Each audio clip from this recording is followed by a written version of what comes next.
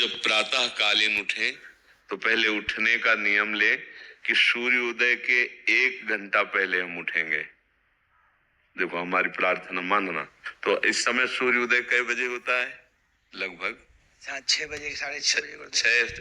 आप 5 बजे उठ जाइए और उठ करके सबसे पहला कार्य कीजिए, पृथ्वी के चरण स्पर्श कीजिए, भूमि के चरण स्पर्श कीजिए। और फिर आप जिस आसन पर बैठे हैं, देखो ध्यान से हमारी तरफ सुनना, जिस आसन पे बैठे हैं, जिस पे शयन किए थे, जिस सैया पर सोए थे, पृथ्वी को प्रणाम करने के बाद उसी सैया में 5 मिनट केवल बैठ जाइए और 5 मिनट बैठकर 5 संतों का नाम ले लीजिए। जैसे हम लोग श्री स्वामी हरिदास जी की जय, हरिवंश महाप्रभु की जय, हरिराम व्यास जी की जय, नागरीदास जी की जय, श्री ध्रुवदास जी की जय, 5 संतों के नाम याद कर लीजिए।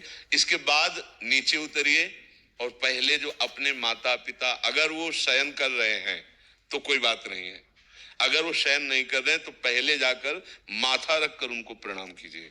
इसके बाद आधा लीटर या 1.25 लीटर जितना आप जल पी सकते हैं, उस जल को आप हल्का सा गर्म करवाइए अपने माता पिता से, जो भी आपकी सेवा में हो, या अगर आप स्वयं कर सकते हो तो स्वयं हल्का सा।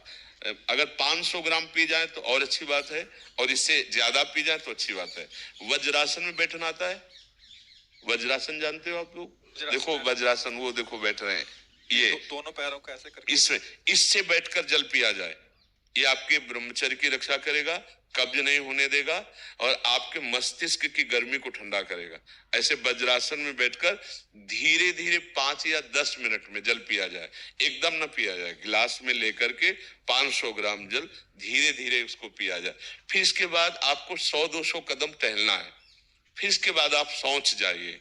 शौच अगर आपका पेट साफ हो जाता है, अगर नहीं साफ होता है, कोई ऐसी परेशानी लगती है, तो 1 चम्मच ईसबगोल की भूसी और छोटी हर का आधा चम्मच अगर रात्रि में दूध से या पानी से ले ले तो वो बार बार शौच नहीं लगाएगा, पर आपकी आंतें साफ हो जाएंगी।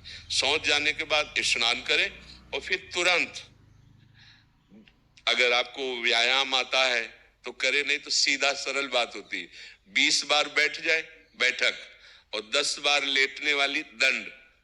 और इसके बाद जो अनुलोम विलोम, जो इससे खींचे इसे छोड़ दे, इससे खींचे इसे छोड़ दे, इसके बाद दोनों हाथ ऐसे करके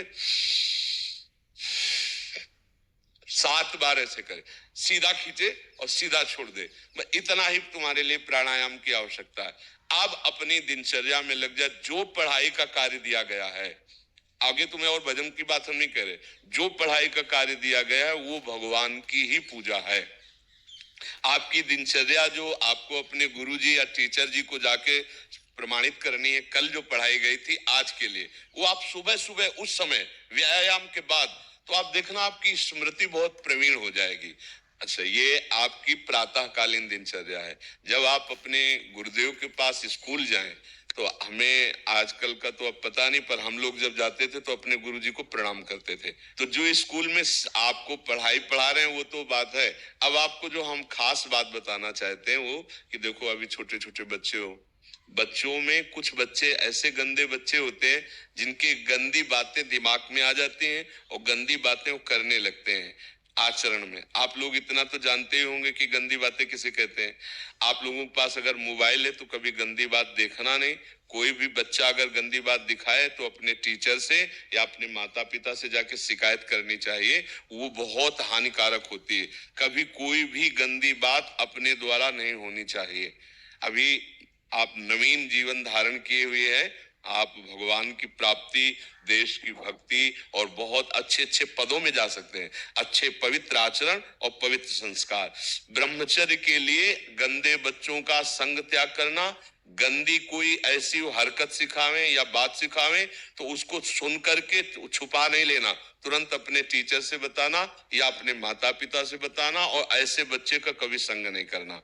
और रात्रि के सोते समय ये जरूर ध्यान देने वाली विशेष बात है, रात्रि के सोते समय जो भगवान का नाम प्रिय, जैसे इन लोगों ने आप लोगों को बताया राधा वल्लभ श्री, तो सोते समय बस प्रार्थना करो कि हे प्रभु, आज दिन हमारा जो भी गलती हुई हो वो हमको आप प्रार्थना करते हैं कि आप हमें समझाओ क्या हमसे गलती हुई। अगर पूरी दिनचर्या में ऐसा लग रहा है हमसे कोई गलती नहीं, तो भगवान सुबह से अभी तक हम सोने जो जा रहे हैं ये पूरा समय आपको समर्पित।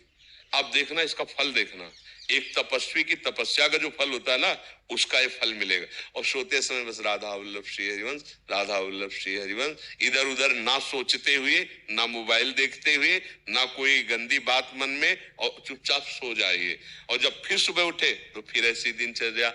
और पढ़ाई इस समय तुम्हारा भजन है,